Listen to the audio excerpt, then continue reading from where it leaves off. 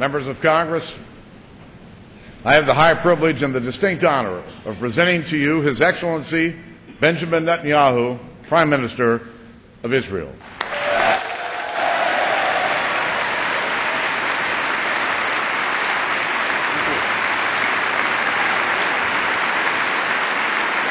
Thank you.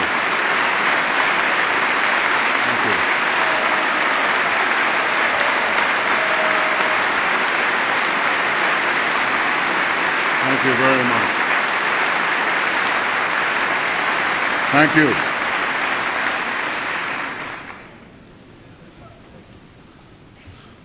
Vice President Biden, Speaker Boehner,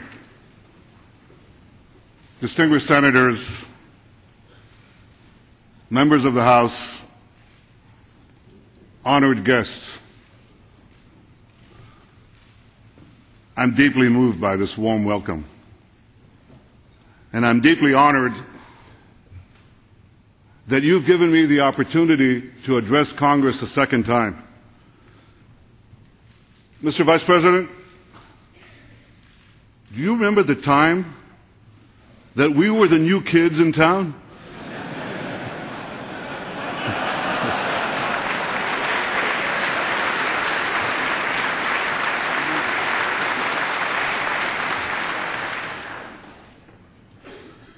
And I do see a lot of old friends here.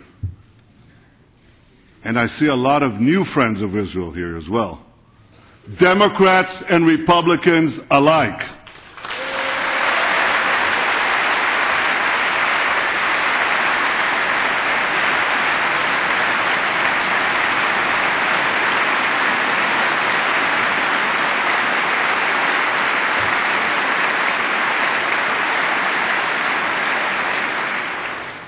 Israel has no better friend than America, and America has no better friend than Israel.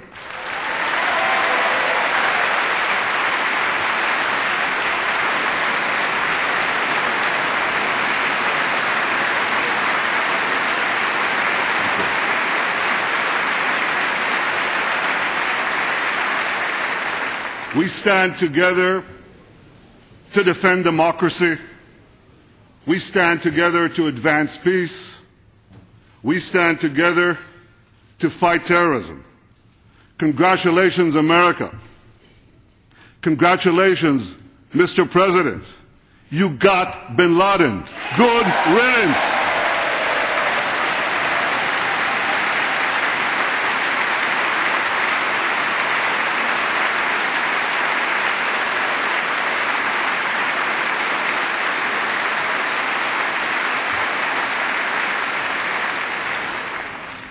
In an unstable Middle East,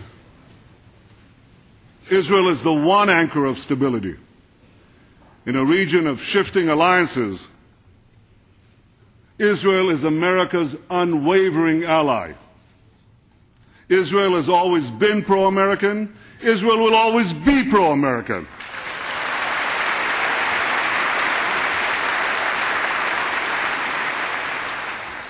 My friends, you don't need to do nation building in Israel. We're already built.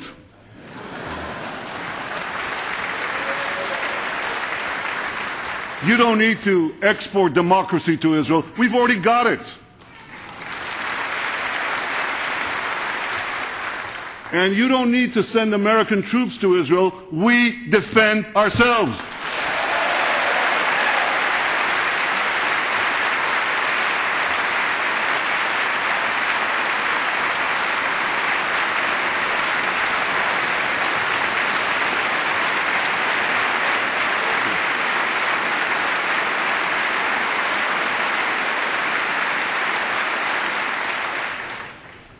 You've been very generous in giving us tools to do the job of defending Israel on our own.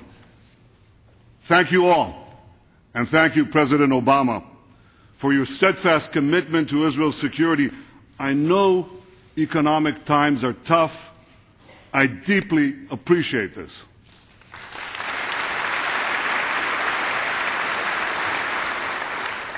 Some of you have been telling me that your belief has been reaffirmed in recent months that support for Israel's security is a wise investment in our common future. For an epic battle is now underway in the Middle East between tyranny and freedom. A great convulsion is shaking the earth from the Khyber Pass to the Straits of Gibraltar. The tremors have shattered states. They've toppled governments. And we can all see that the ground is still shifting. Now, this historic moment holds the promise of a new dawn of freedom and opportunity. There are millions of young people out there who are determined to change their future. We all look at them. They muster courage. They risk their lives. They demand dignity. They desire liberty. These extraordinary scenes in Tunis and Cairo evoke those of Berlin and Prague in 1989. Yet, as we share their hopes,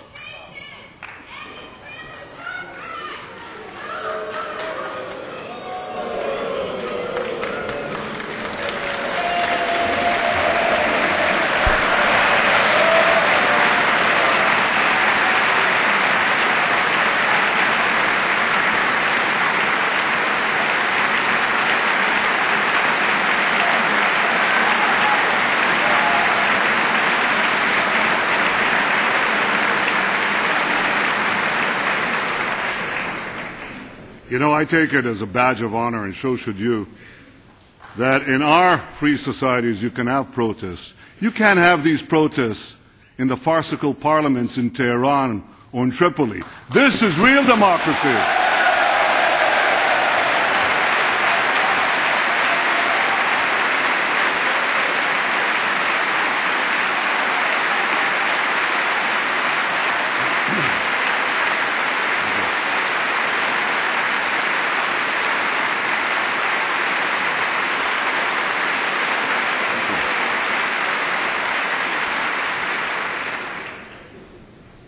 So as we share the hopes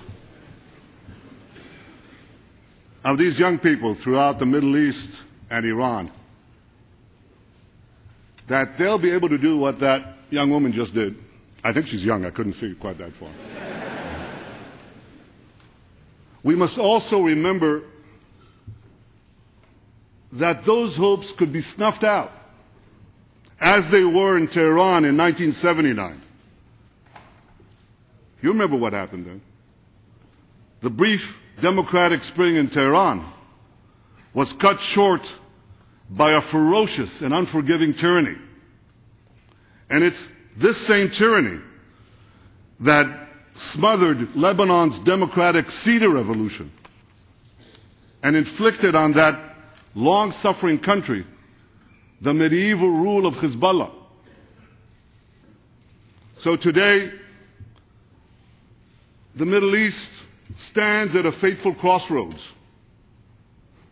And like all of you, I pray that the peoples of the region choose the path less traveled, the path of liberty.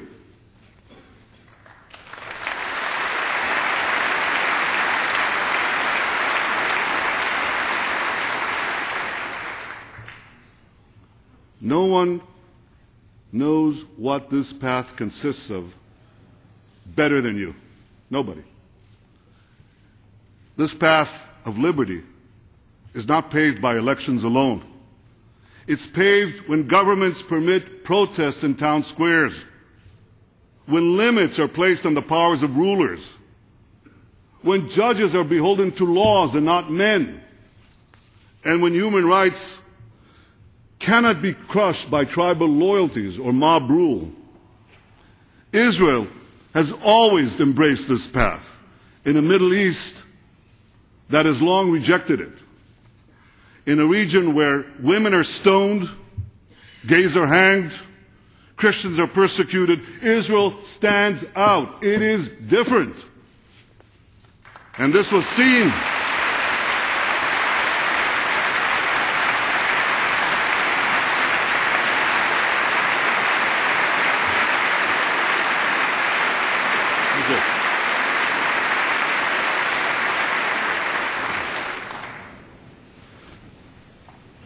There was a great English writer in the 19th century, George Eliot. It's a she. That was a pseudonym in those days. George Eliot predicted over a century ago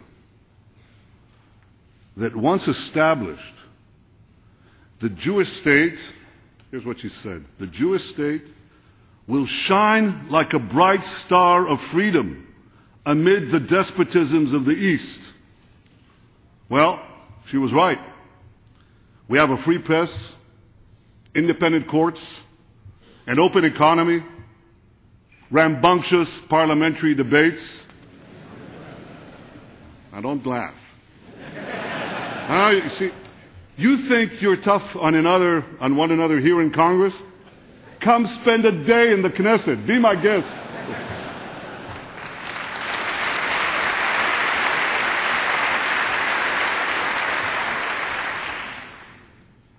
Courageous Arab protesters are now struggling to secure these very same rights for their peoples, for their societies. We're proud in Israel that over 1 million Arab citizens of Israel have been enjoying these rights for decades.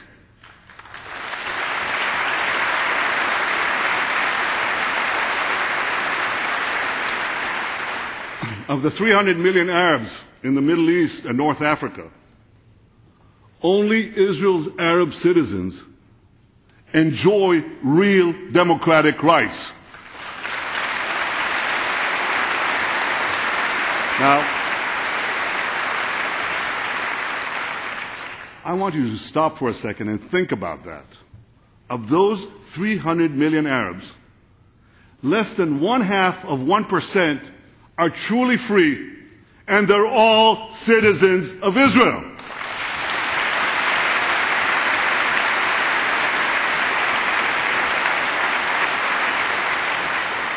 This startling fact reveals a basic truth.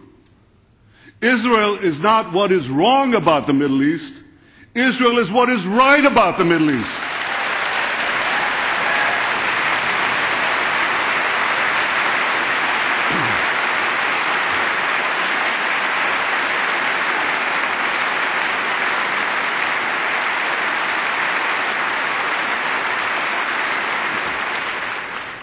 Israel fully supports the desire of Arab peoples in our region to live freely. We long for the day when Israel will be one of many real democracies in the Middle East. 15 years ago, I stood at this very podium. By the way, it hasn't changed. I stood here and I said that democracy must start to take root in the Arab world. Well, it's begun to take root. And this beginning holds the promise of a brilliant future, of peace and prosperity.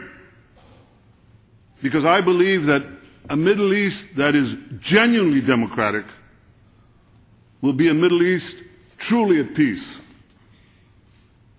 But while we hope for the best, and while we work for the best, we must also recognize that powerful forces oppose this future. They oppose modernity. They oppose democracy. They oppose peace. Foremost among these forces is Iran. The tyranny in Tehran brutalizes its own people. It supports attacks against American troops in Afghanistan and in Iraq. It subjugates Lebanon and Gaza. It sponsors terror worldwide. When I last stood here, I spoke of the consequences of Iran developing nuclear weapons. Now time is running out.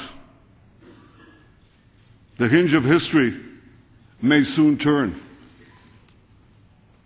For the greatest danger of all could soon be upon us.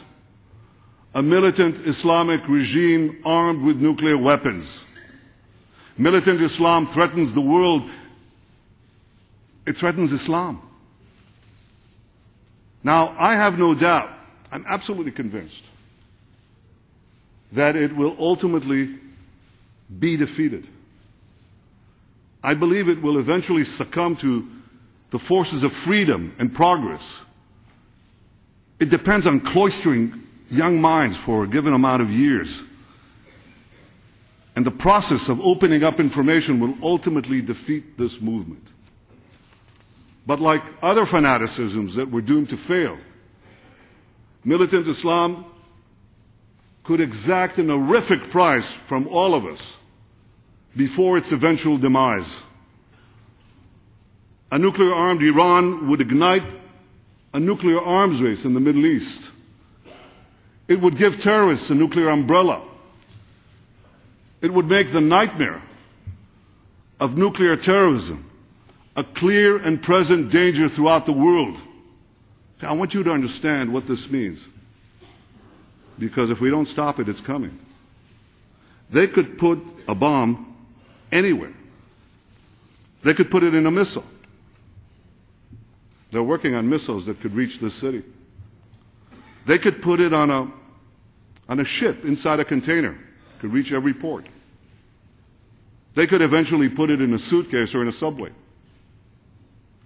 Now, the threat to my country cannot be overstated. Those who dismiss it are sticking their heads in the sand.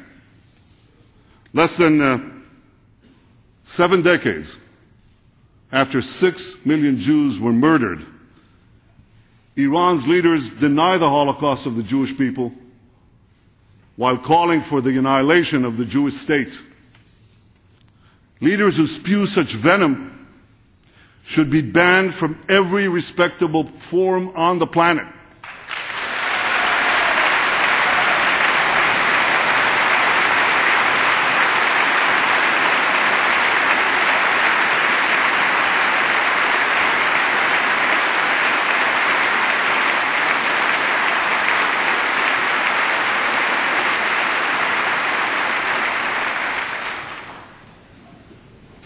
But there's something that makes the outrage even greater. And you know what that is?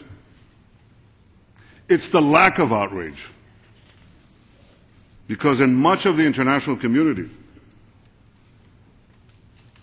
the calls for our destruction are met with utter silence. It's even worse, because there are many who rush to condemn Israel for defending itself against Iran's terror proxies. Not you. Not America.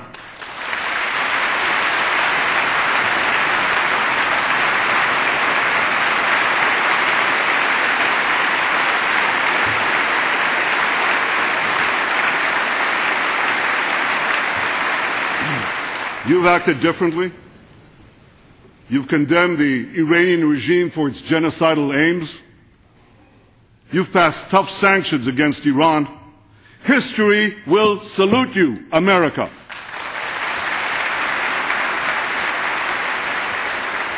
President Obama has said that the United States is determined to prevent Iran from developing nuclear weapons. The President successfully led the Security Council at the UN to adopt sanctions against Iran.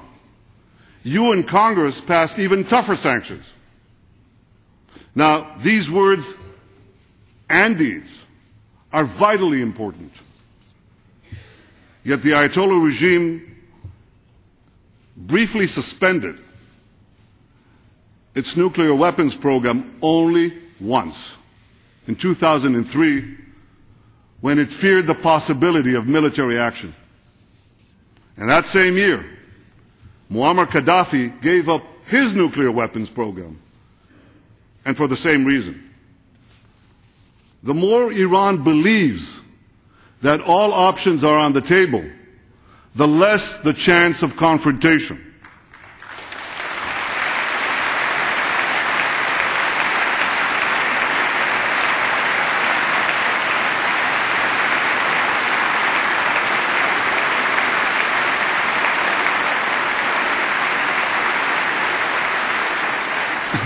And this is why I ask you to continue to send an unequivocal message that America will never permit Iran to develop nuclear weapons.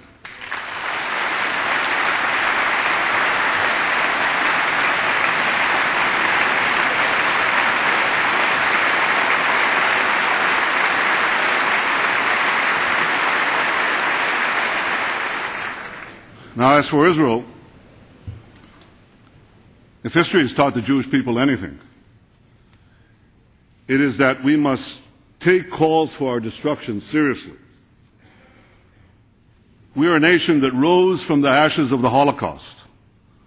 When we say never again, we mean never again.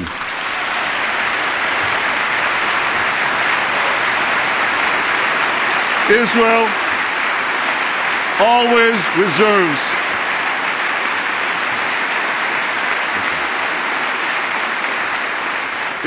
always reserves the right to defend itself.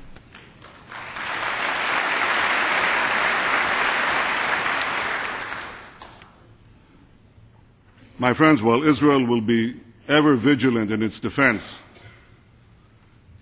we'll never give up our quest for peace. I guess we'll give it up when we achieve it. Because we want peace. Because we need peace.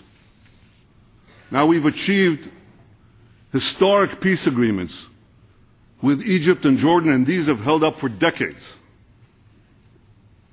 I remember what it was like before we had peace. I was nearly killed in a firefight inside the Suez Canal. I mean that literally, inside the Suez Canal. And I was going down to the bottom with a 40-pound ammunition pack on my back, and somebody reached out to grab me, and they're still looking for the guy who did such a stupid thing. I was nearly killed there. And I remember battling terrorists along both banks of the Jordan. Too many Israelis have lost loved ones, and I know their grief. I lost my brother. So no one in Israel wants a return to those terrible days. The peace with Egypt and Jordan has long served as an anchor of stability and peace in the heart of the Middle East. And this peace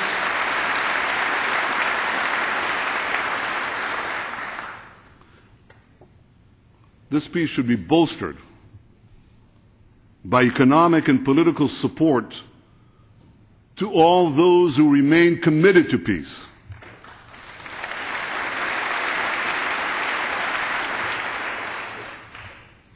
The peace agreements between Israel and Egypt and Israel and Jordan are vital, but they're not enough. We must also find a way to forge a lasting peace with the Palestinians.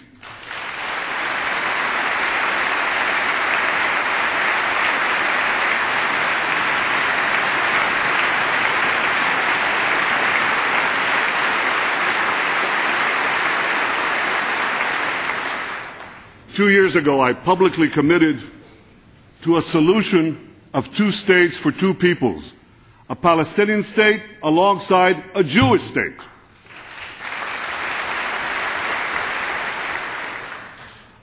I'm willing to make painful compromises to achieve this historic peace.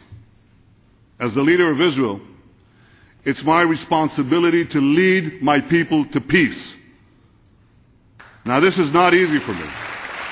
It's not easy. Because I recognize that in a genuine peace, we'll be required to give up parts of the ancestral Jewish homeland. And you have to understand this. In Judea and Samaria, the Jewish people are not foreign occupiers.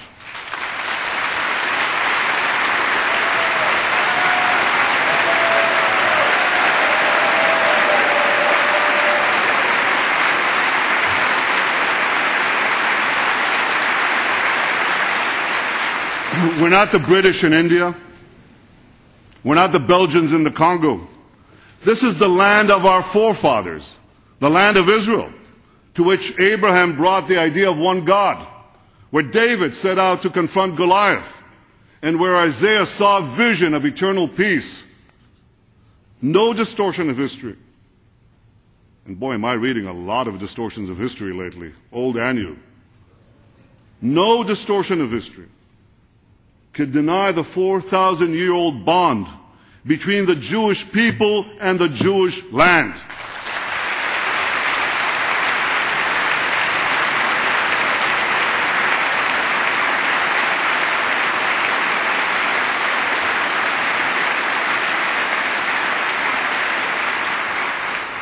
But there is another truth.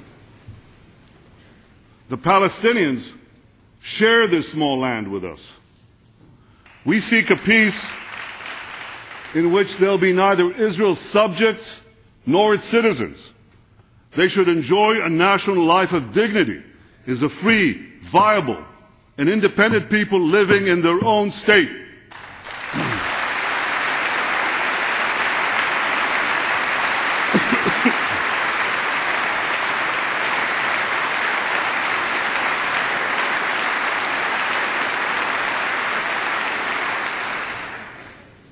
They should enjoy a prosperous economy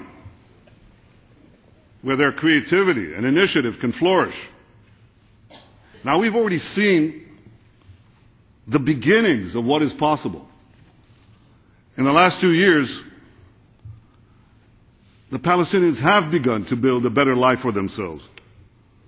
By the way, Prime Minister Fayyad has led this effort on their part, and I wish him a speedy recovery from his recent operation.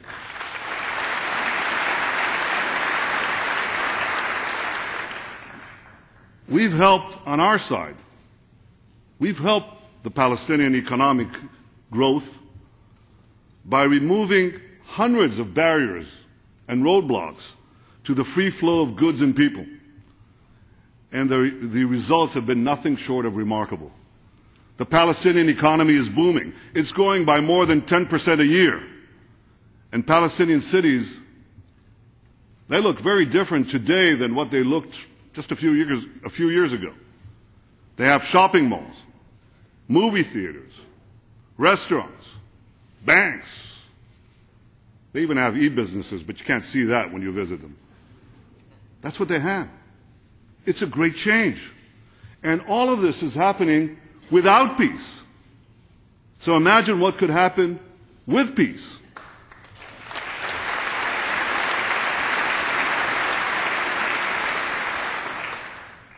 Peace would herald a new day for both our peoples, and it could also make the dream of a broader Arab-Israeli peace a realistic possibility. So now here's the question. You've got to ask it. If the benefits of peace with the Palestinians are so clear, why has peace eluded us? Because all 6 Israeli prime ministers, since the signing of the Oslo Accords, agreed to establish a Palestinian state, myself included. So why has peace not been achieved? Because so far, the Palestinians have been unwilling to accept a Palestinian state if it meant accepting a Jewish state alongside it. You see, our conflict has never been about the establishment of a Palestinian state. It's always been about the existence of the Jewish state. This is what this conflict is about.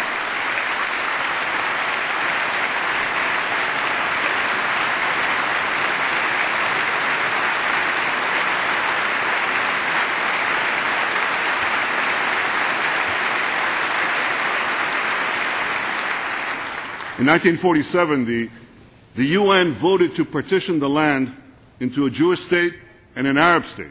The Jews said yes, the Palestinians said no. In recent years, the Palestinians twice refused generous offers by Israeli prime ministers to establish a Palestinian state on virtually all the territory won by Israel in the Six-Day War. They were simply unwilling to end the conflict. And I regret to say this. They continue to educate their children to hate. They continue to name public squares after terrorists. And worst of all, they continue to perpetuate the fantasy that Israel will one day be flooded by the descendants of Palestinian refugees. My friends, this must come to an end.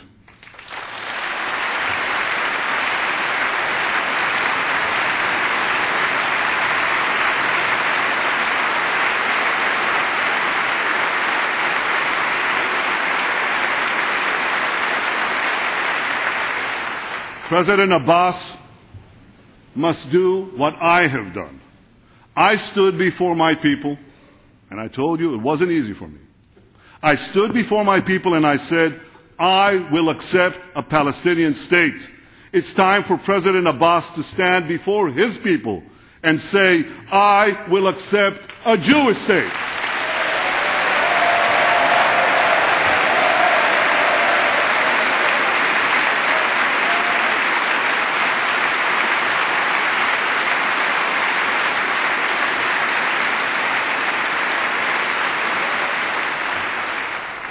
Those 6 words will change history.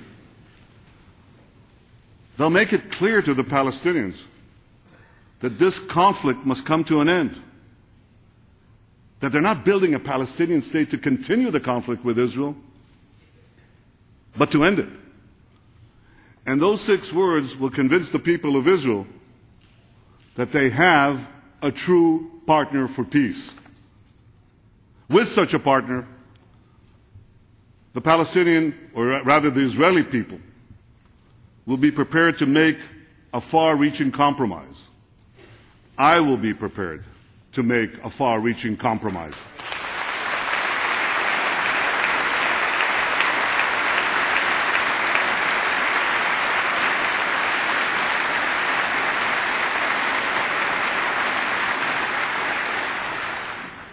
This compromise must reflect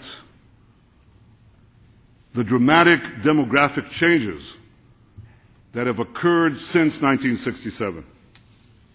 The vast majority of the 650,000 Israelis who live beyond the 1967 lines reside in neighborhoods and suburbs of Jerusalem and Greater Tel Aviv. Now, these areas are densely populated, but they're geographically quite small. And under any realistic peace agreement, these areas, as well as other places of critical, strategic, and national importance, will be incorporated into the final borders of Israel.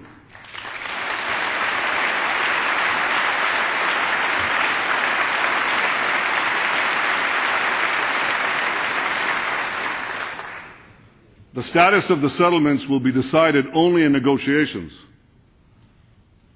But we must also be honest.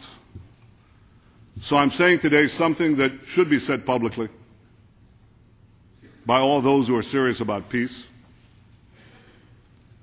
In any real peace agreement, in any peace agreement that ends the conflict, some settlements will end up beyond Israel's borders. Now, the precise delineation of those borders must be negotiated. We'll be generous about the size of the future Palestinian state. But as President Obama said, the border will be different than the one that existed on June 4th, 1967. Israel will not return to the indefensible boundaries of 1967.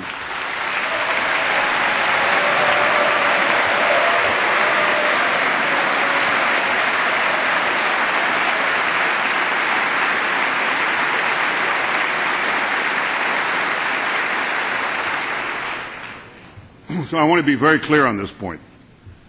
Israel will be generous on the size of a Palestinian state, but will be very firm on where we put the border with it.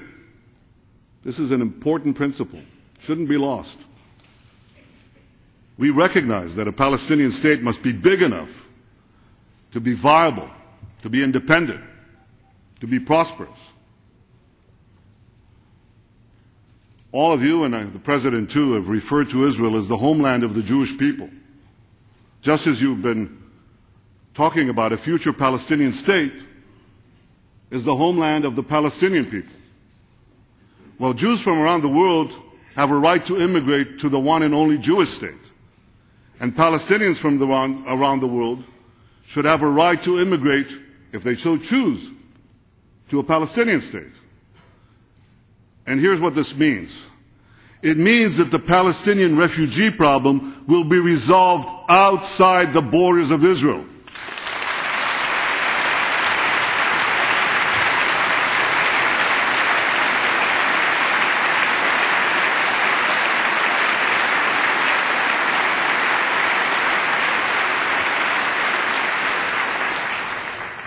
You know, everybody knows this. It's time to say it. It's important. And as for Jerusalem, only a democratic Israel has protected the freedom of worship for all faiths in the city.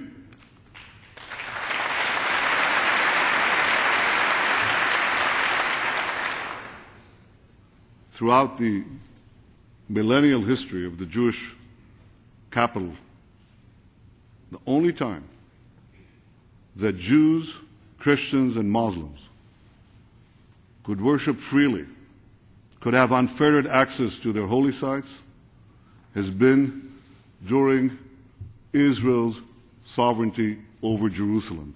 Jerusalem must never again be divided. Jerusalem must remain the united capital of Israel.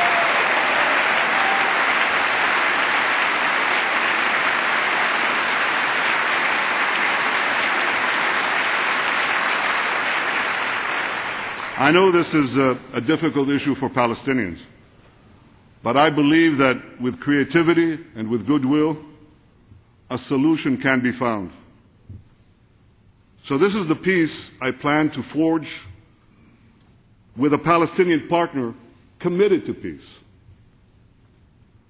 But you know very well that in the Middle East, the only peace that will hold is a peace you can defend. So peace must be anchored in security.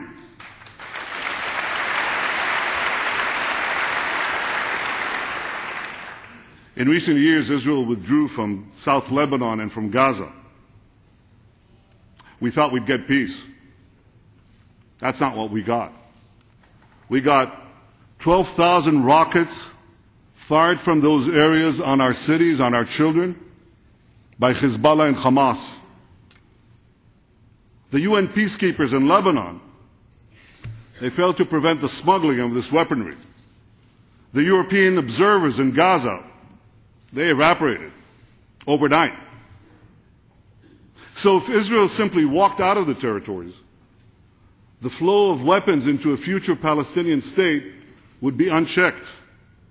And missiles fired from it could reach virtually every home in Israel in less than a minute. I want you to think about that too. Imagine there's a siren going on now, and we have less than 60 seconds to find shelter from an incoming rocket. Would you live that way? You think anybody can live that way? Well, we're not going to live that way either.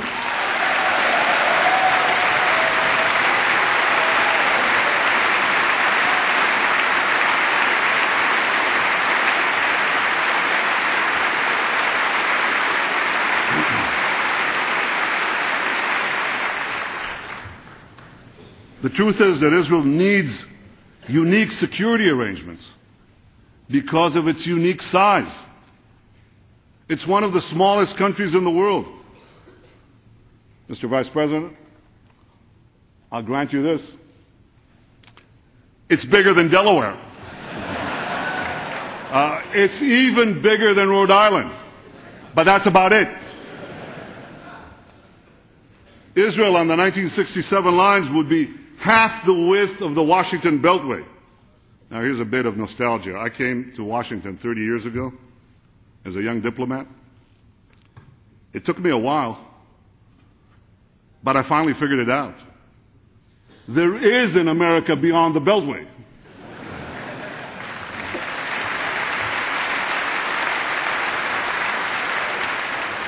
But Israel on the 1967 lines would be only 9 miles wide.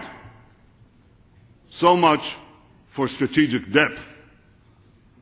So it's therefore vital, absolutely vital, that a Palestinian state be fully demilitarized. And it's vital, absolutely vital, that Israel maintain a long-term military presence along the Jordan River.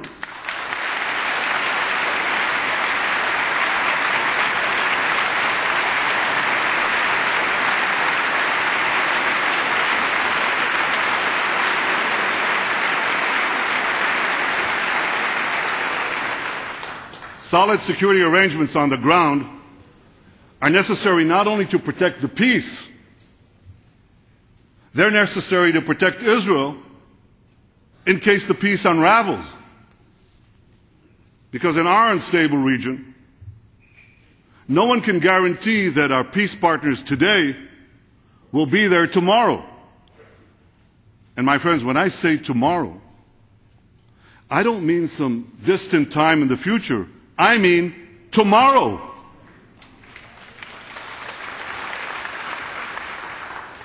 Peace can only be achieved around the negotiating table. The Palestinian attempt to impose a settlement through the United Nations will not bring peace. It should be forcefully opposed by all those who want to see this conflict end. I appreciate the President's clear position on this issue. Peace cannot be imposed. It must be negotiated.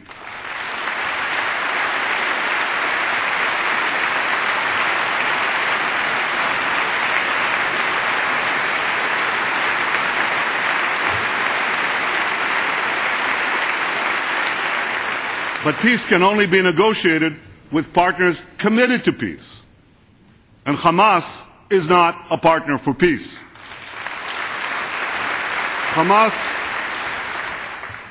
remains committed to Israel's destruction and to terrorism. They have a charter. That charter not only calls for the obliteration of Israel, it says, kill the Jews everywhere you find them. Hamas's leader condemned the killing of Osama bin Laden and praised him as a holy warrior. Now again, I want to make this clear. Israel is prepared to sit down today and negotiate peace with the Palestinian Authority. I believe we can fashion a brilliant future for our children. But Israel will not negotiate with a Palestinian government backed by the Palestinian version of Al-Qaeda. That we will not do.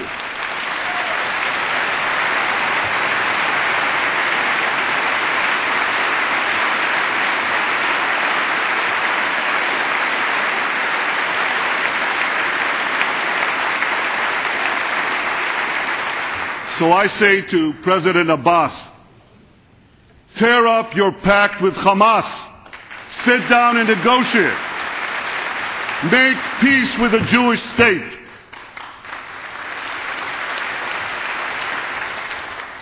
And if you do, I promise you this.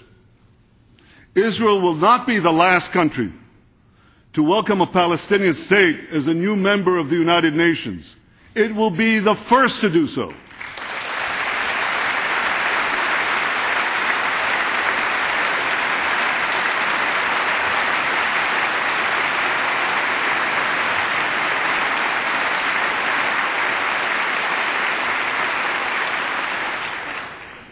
My friends, the momentous trials of the last century and the unfolding events of this century attest to the decisive role of the United States in defending peace and advancing freedom.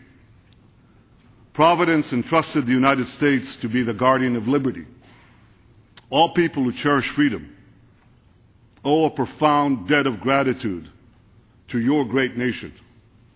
Among the most grateful nations is my nation, the people of Israel, who have fought for their liberty and survival against impossible odds in ancient and modern times alike. I speak on behalf of the Jewish people and the Jewish state when I say to you, representatives of America, thank you. Thank you. Thank you for your unwavering support for Israel. Thank you for ensuring that the flame of freedom burns bright throughout the world. May God bless all of you, and may God forever bless the United States of America.